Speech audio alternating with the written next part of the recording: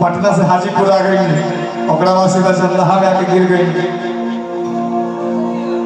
कि आईनी दुआरिया मैया आ खोल दी के बोरिया देखी शोर हो गए, हाँ देखी शोर हो गए मैया हो जाग जाई। चले के बाद मैया हो जाग जाई, मैया हो जाग जाई देखी न अब शोर हो गए, अब भोर हो गए। मैया हो जाग जाई देखी न शोर हो गए, अब शोर हो गए। आईनी दुआरिया मैया खोल दी के बोरिया देखी शोर हो गए, आईनी दुआरिया मैया खोल दी के बोरिया देखी शोर हो गए, देखी शोर हो गए। मैया हो जाग जाई, मैया हो जाग जाई देखी अब भोर हो गए, अब भोर हो गए। मैया हो जाग जाई देखी अब भोर हो गए, अब भोर हो गए।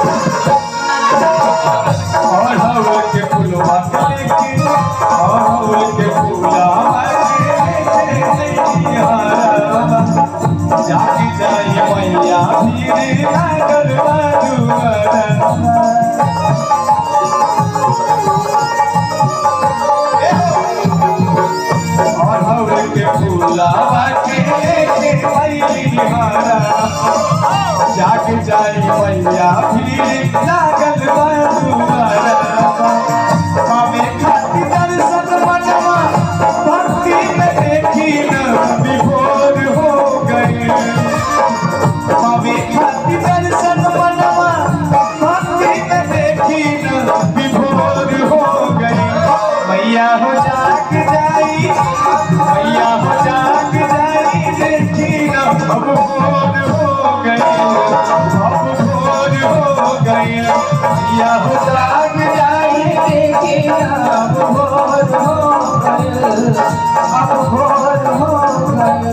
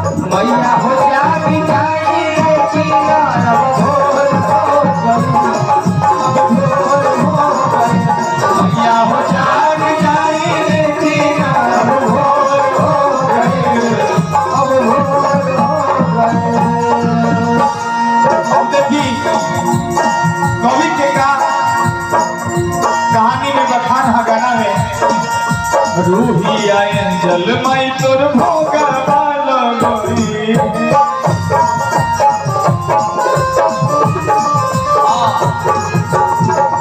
संतोष साहिल दीपक आरती ले कोई,